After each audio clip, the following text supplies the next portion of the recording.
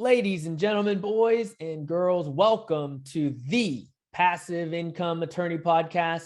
Thank you once again for joining me as we learn and explore the world of alternative investing together. Before we get to our guest, if you're ready to start creating your own economy and taking back control of your life and kicking that billable hour to the curb, start by going to attorneybydesign.com, whether you're an attorney or not, and downloading the Freedom Blueprint. All right, kiddos, today we need to dream big, real big. If you're just pushing a few bucks into your 401k or buying the newest crypto coin at 2 cents a piece or playing around on Robinhood or even thinking about buying your first or next single family rental, just stop right there. You're better than that. You're more intelligent than that. Think bigger. Think about how you can stack, scale, and supercharge your investment returns so that you can buy back your precious time. Be intentional with your investment dollars. Have a plan. For example, listen, take that couple $100,000 you have in savings and put it to work. Throw it in an infinite banking policy where it gets 5% interest. Borrow against that policy. Use half to start a passive franchise, let's say like a laundromat. Use the other half and put it in a passive commercial real estate investment. The franchise will generate ongoing profits. The passive real estate investment will kick off cash flow and likely double your money in 3 to 5 years, and reinvest all of those cash flows back into other investments and watch it grow exponentially. Your money is now working its ass off for you rather than the other way around. And wham, bam, thank you, man. You've now created your own economy. All right. Our guest of honor today is none other than the Ken Van Liew, who has always dreamed big. My man has built Manhattan skyscrapers and studies under Tony Robbins.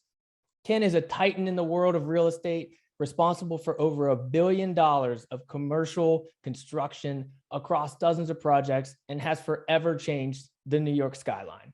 He regularly speaks on stages including NYU Real Estate Institute and the College of Engineering at Rutgers University, and is a best-selling author. All right, I'm fired up. Let's go.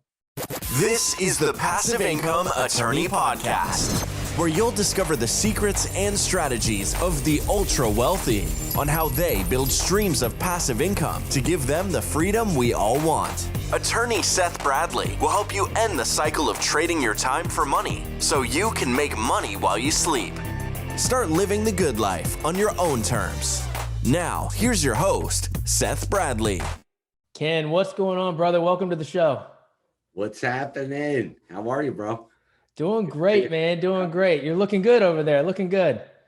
Yeah, trying to stay in shape. I wrote it down. It was probably 20 years ago. I wanted to be the best shape of my life when I hit 60. So I'm 59 and honing in. I'm at there we go. There we go, man. See those lats, man, they're bulging. Yeah, all those years of playing football and doing that, that trap exercise. Yep, there you go. That's the one, man. That's the one. All right, man. Well, let's jump right in. What's your story for those folks that are living under a rock and don't know about you? Take it back as far as you want. Yeah, I grew up in a middle-class family. My dad climbed telephone poles. My mom was a banker. And she bought me my first piggy bank and then brought me to the bank to open up my first account, gave me the value of money. But, I never really, learned how to make money. 4th grade, I started failing, classes. I had a hard time reading comprehension. I wasn't the hard, best student. I was on the, fast forward. I was on the 6-year college plan, so it took me a while to get into engineering, but I never gave up. I then, took a few times before I passed my PE exam. I took it 5 times. By that time, when I became a professional engineer, I was making a lot of money in construction in New York City. But in engineering school, I happened to win a site development award where in 1985, I designed a 13-acre site. And that planted a little seed, along with the seed that I planted in 1980, that about when I read the book, Robert Allen, how to buy property with no money down. I just couldn't figure it out because I couldn't afford a car. And I'm saying, how are people buying a house? Then I went off to college and forgot about that. And, fast forward 6 years later, got an engineering degree. And then I was like, now what? I was fortunate to have built 2 skyscrapers for the Left Rack organization on the water in Jersey City. And then, I just went on from there, building skyscrapers in New York City. Went on to do a couple master's degrees at night, figuring out, thinking that was going to get me to, move up the corporate ladder that I realized wasn't paying me enough to afford the twins. And then I decided to jump out and do a real estate deal from, I guess, what I would call top-down thinking, where most people don't start and do, a $17 million project, on their first project. Yeah, a lot to unpack there, man. I can certainly relate to you with the blue collar family. I grew up similarly. My mom's a retired grade school teacher. My dad's a retired coal miner. So I can relate where you came from. We didn't really get that financial education. It was just kind of, not about real estate or starting a business. It was about, putting your head down and working hard and getting those degrees. It looks like behind you though, man, even though you struggled a little bit there at the beginning, you've got quite a few degrees and certifications behind you. What happens as a kid or whatever, you realize, that you're not enough. Right. So then you just keep working hours and hours and hours. And, I thought that, I didn't have it and I wasn't enough. And I kept just, getting them all and getting the licenses and, it opened tremendous doors. And, I'm thankful that I did it today, but, there's definitely other ways to get educated, Yeah, definitely, man. So, we always like to talk about inflection points on this show. Do you think reading that book by Robert Allen was one of those inflection points for you where you were like, kind of had that aha moment and started looking at, real estate or alternative investments? It was actually, I was around 27 years old and I had just passed my PE exam and I had to go to New Jersey Institute of Technology to get my transcript. And literally, I'm like, let me go over to the Rutgers Library. And I went over to the Rutgers Library, probably because there was more girls hanging out on that campus. Not New Jersey Institute of Technology was all guys, Yeah.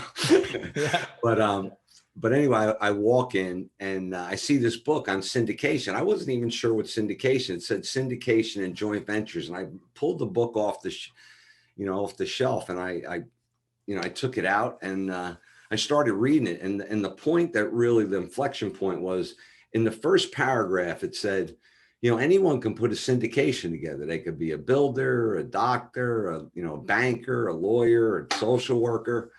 And I was like, wow, I get along with people really good. I could put together, people. And I just had this plan on creating a syndication, and that's how it started. That's cool, man. So you kind of figured that out before it got, into the mainstream, and now you hear about it more and more. But back in the day, it wasn't like that, right? Yeah, I honestly hadn't heard the word before. And then I looked up Ron Trowbridge and I read this big fat book.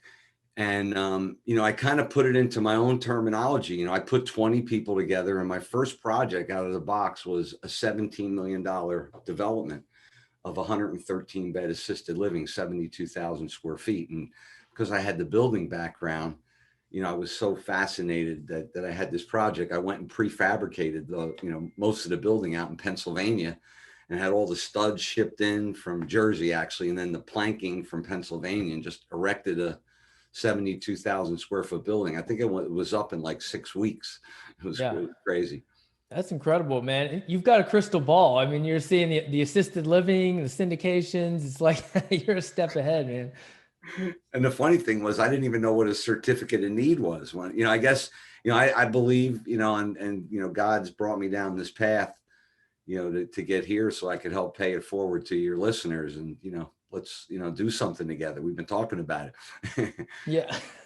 For sure, man. Let's rewind a little bit back to the skyscrapers, man. A lot of people can't even kind of comprehend that, right? They see skyscrapers in, the big downtowns of major cities. And it's like, I mean, how did you get into that? How did you get into building a skyscraper? That's like the apex of development.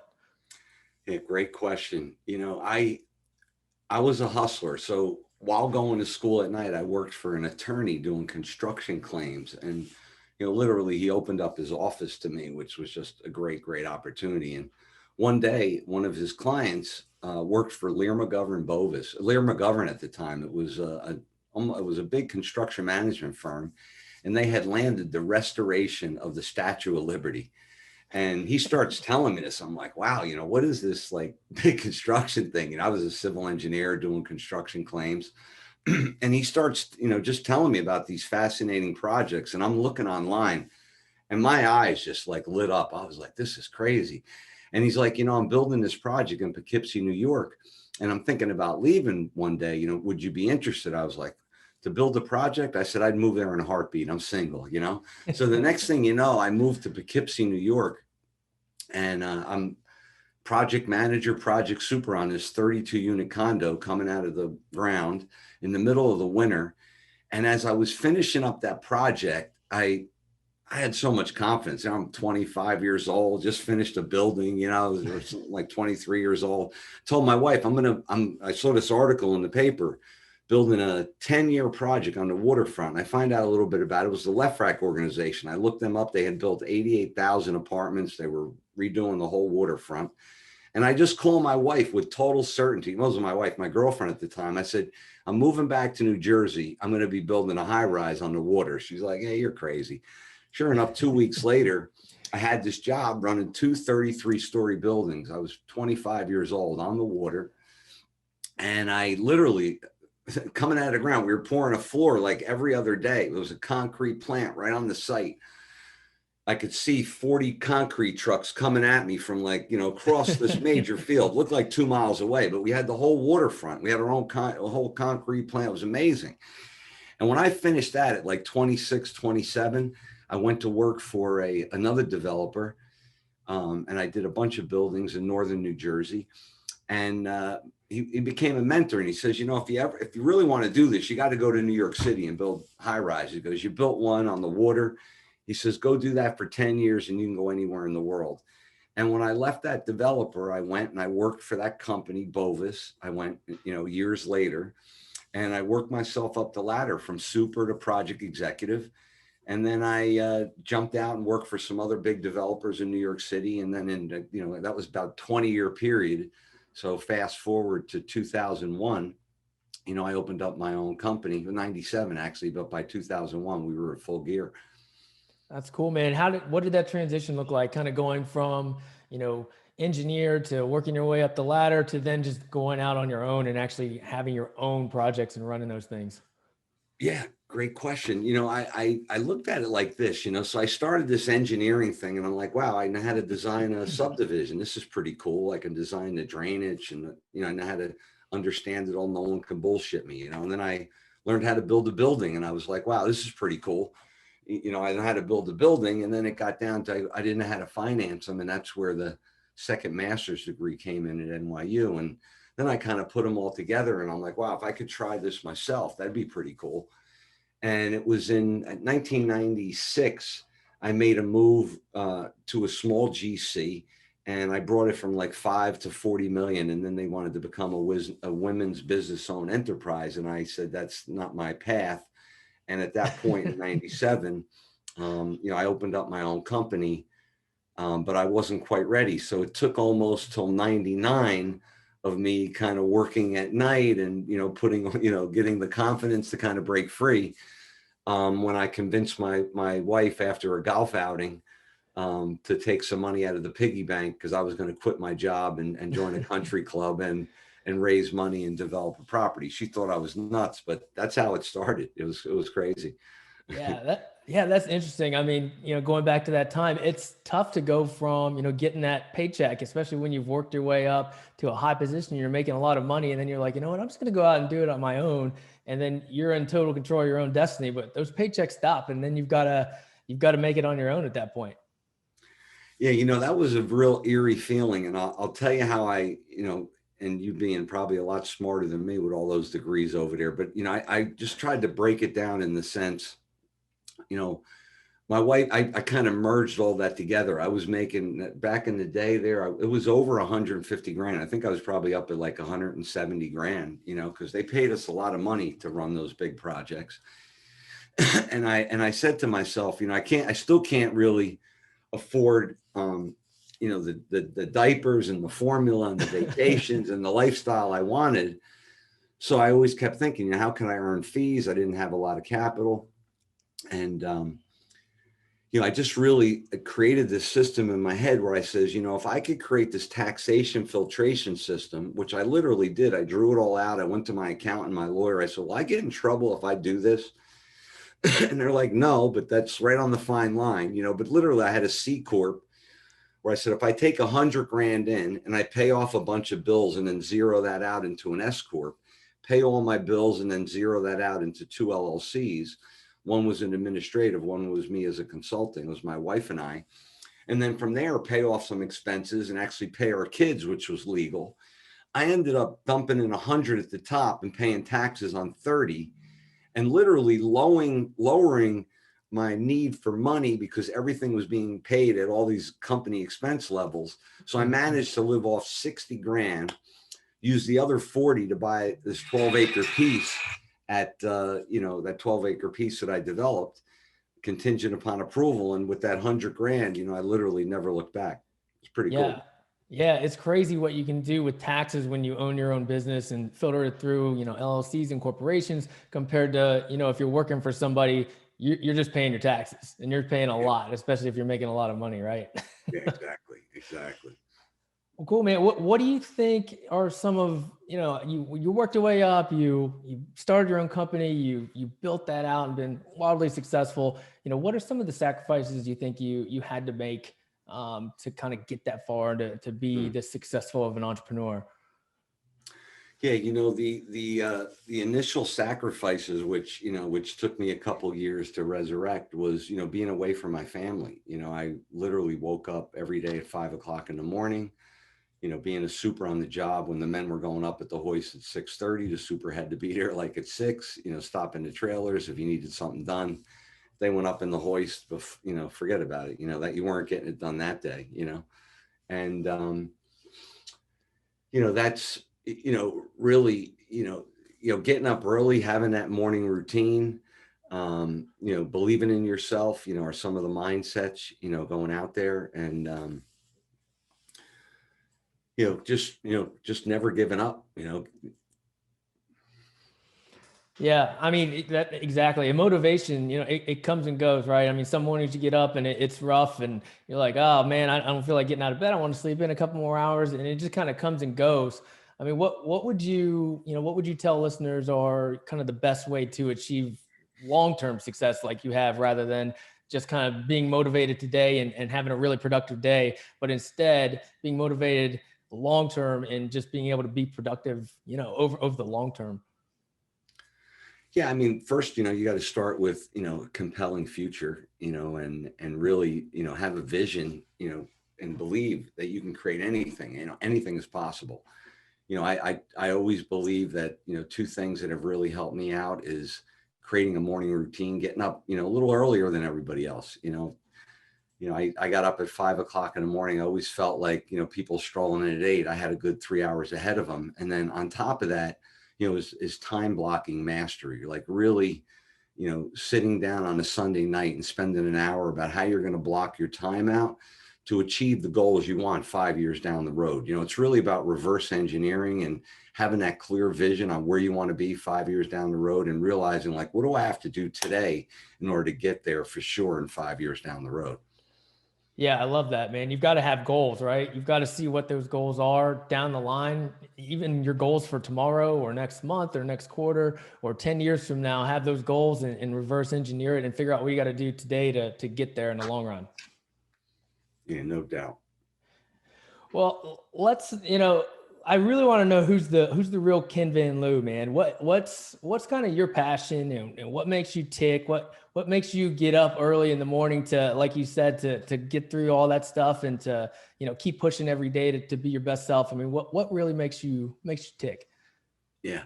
I'll tell you, this is something I've been doing since I was a kid. And, I've always liked magic. I don't know if you've ever, and it's funny because you can actually take the coin and place it in your hand, just give it a little blow and you can vanish it. And then you just take another piece of dust and you can actually just bring it back. But, I like bringing more money, time, and magic into people's lives. And I've been doing magic since I was a little kid.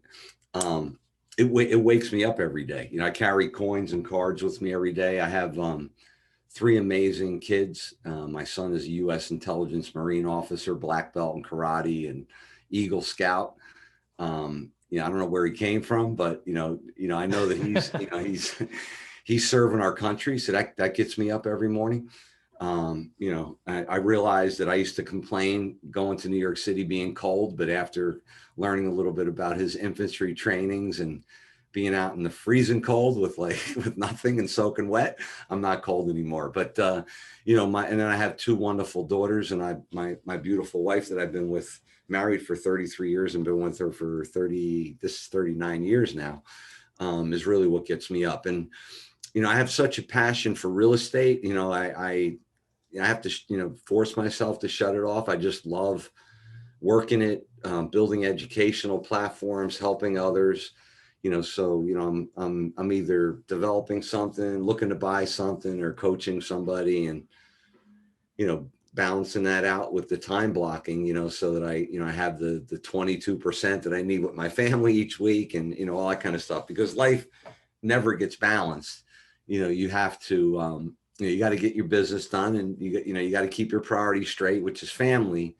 But the time thing is never balanced, you know, so you got to be able to create these magical moments with your loved ones and your children that they never ever forget. You know, each one of my children had a special thing with me. My son, it was scouting. My other daughter became like a master of culinary and dietetics and nutrition. And it was from going out to date nights all the time and talking to the chef. And then my youngest went big into equine. And so it's creating those magic moments in your life. And I'm not just talking about, you know, create them for yourself, create magic moments for yourself that you can never forget. Reward yourself. You know, I'm really, really big on measuring, you know, because if you want to create any type of process mastery, you have to mirror and model. But if you don't set a basis of measuring, you know, you're really not going to get the result that you want.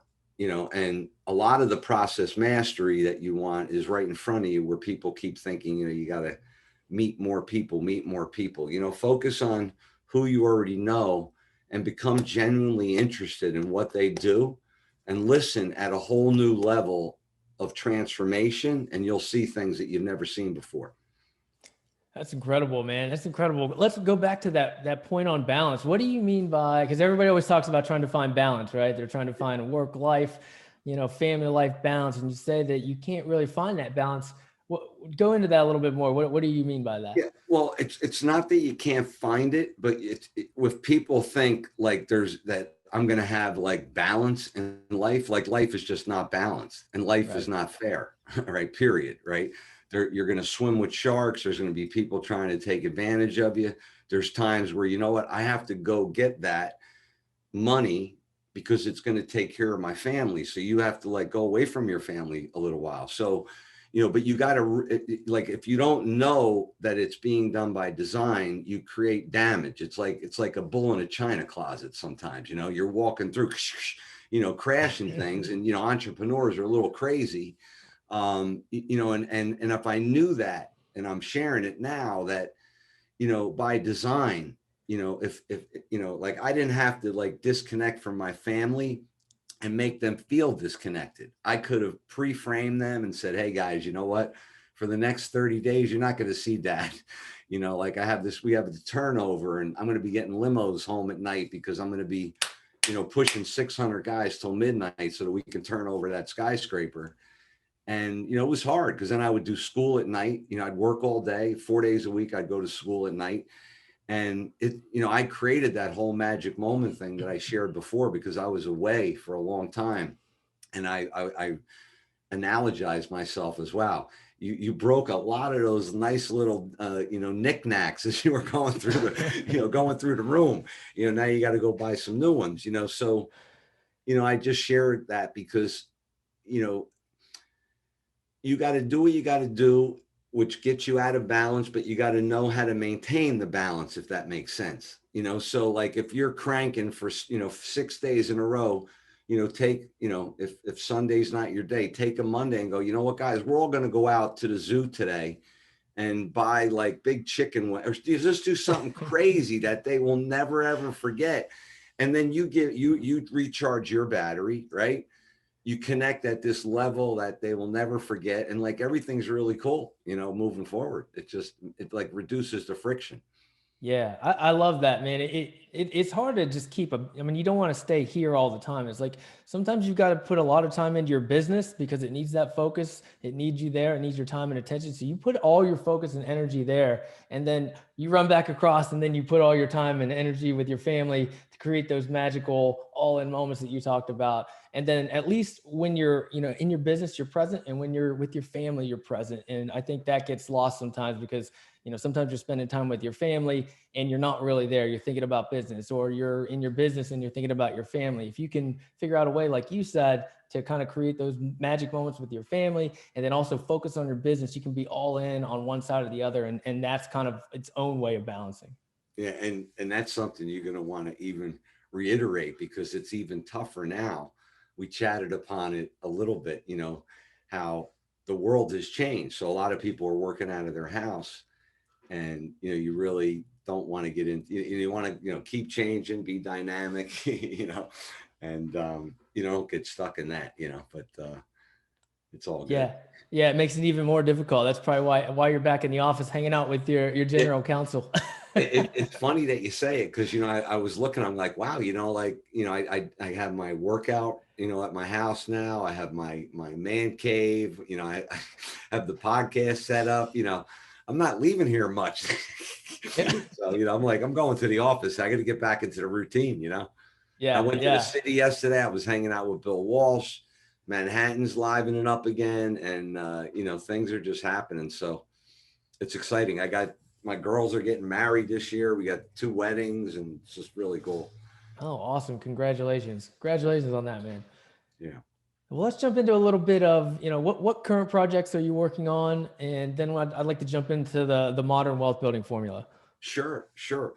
Real exciting. I at 17, my sweetheart, high school sweetheart, moved to Chester, New Jersey, broke my heart. Thought I was going to marry her and everything, But anyway, still friends with her today, believe it or not. But when she moved to Chester, there was this world-renowned, people that, I've mentioned it around the world, they've heard of it, the Chester, the Larson's turkey farm.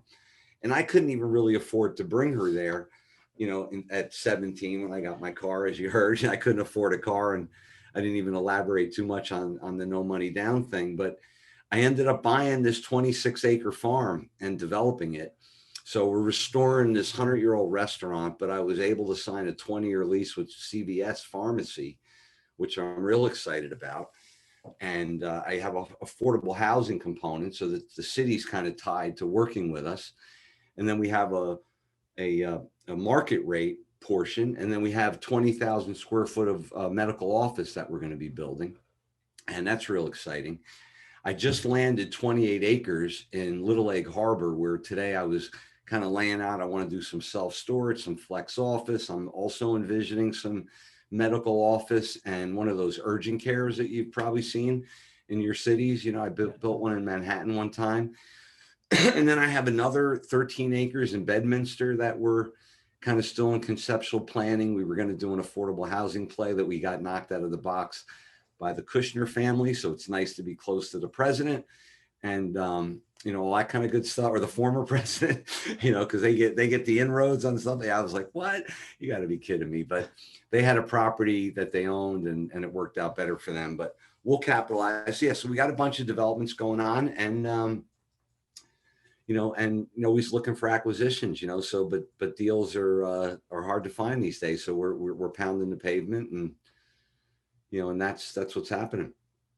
That's cool, man. That's cool. What would you tell our listeners who have kind of a full-time W-2 like you used to have? And, there's a lot of passive investments you could get into nowadays, and they're trying to figure out if they should go passive, but they might have an interest in going active. I mean, what would you tell them? Do you think they should jump in to, passive syndication, maybe invest in one of your deals, or they should go active? I mean, what do you think? What's the best approach nowadays? Yeah. I always say take a 2-prong approach, and as I've learned over the years, I kind of sat on that fence for a long time, wondering how to do it passively. I didn't really know a lot about it. And then I figured, well, how could I leverage a little bit of money, so it becomes a better passive play. But I mean, we have projects that people can invest in. We also have some introductory programs.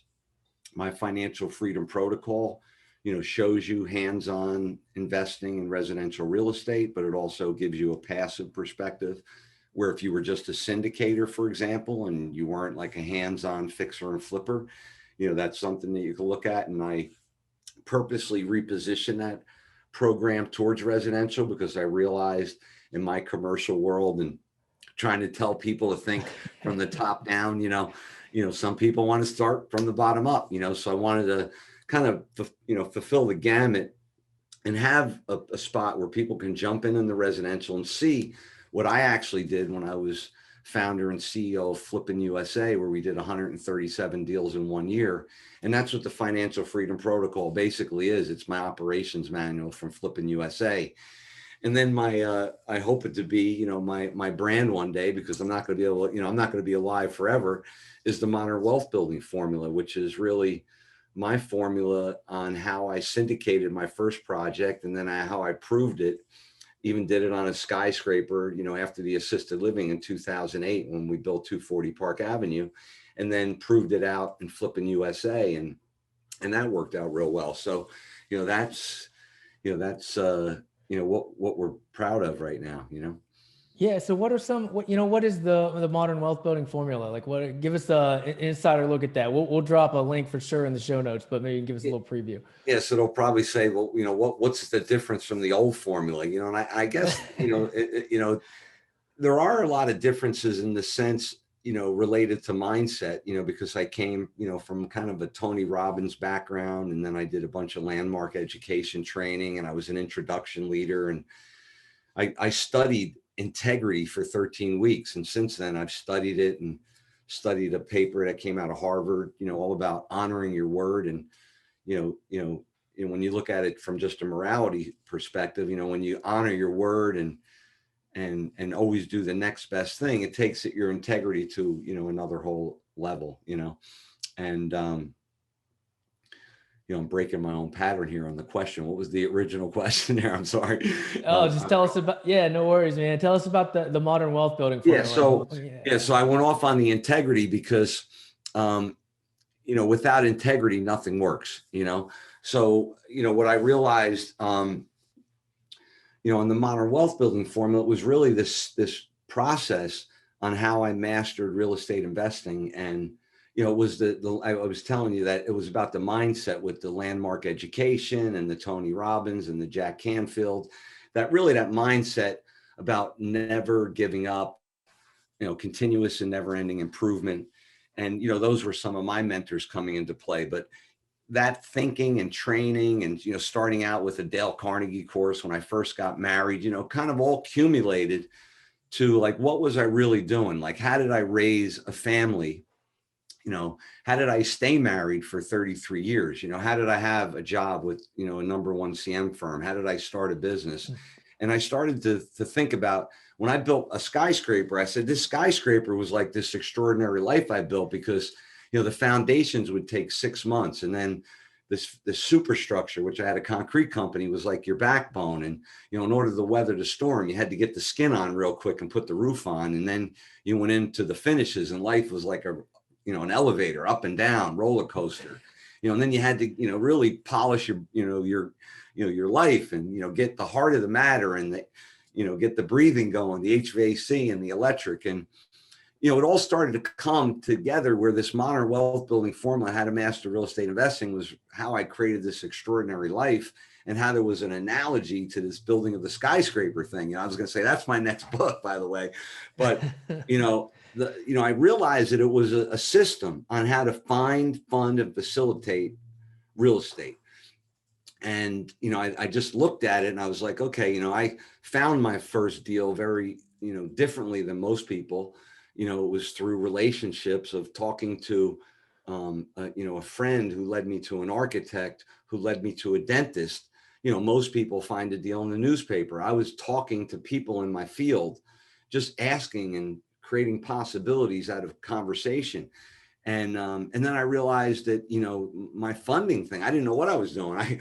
I told you, I told my wife, let me join the country club after playing my first round of golf. And I started doing presentations.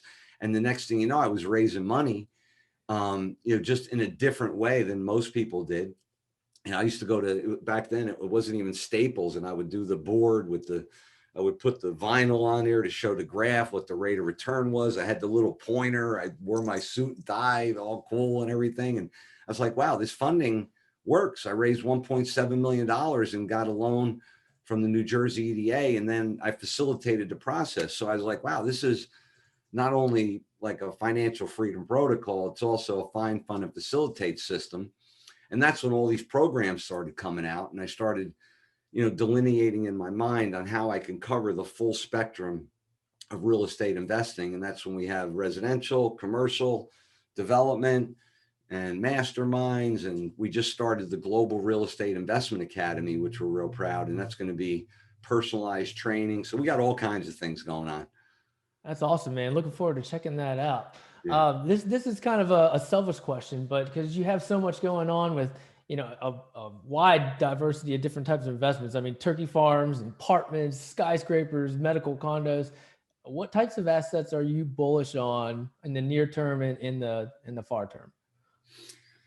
That's a great question. It's funny because I was just on my buddy Zach Childress, and he screws me all up. He's like, Ken, you got to start checking out the EBITDA of these companies. And like, I just bought this company and I bought it for like 2 times EBITDA, or like 50 cents EBITDA. And I'm like, okay, what does that mean? He goes, well, I'm just teasing. And he goes, and he goes, no, this company's making 150,000 a year. I gave him 75 grand. I got 25 grand. I'm like, really? That opportunity's out there? So, I think companies are a good asset to look at, because coming out of the pandemic, where they have EBITDAs, but don't have the cash flow or the lead system, what I call is you can merge ecosystems with those people. If you have lead systems, lead generation systems, or you have know-how.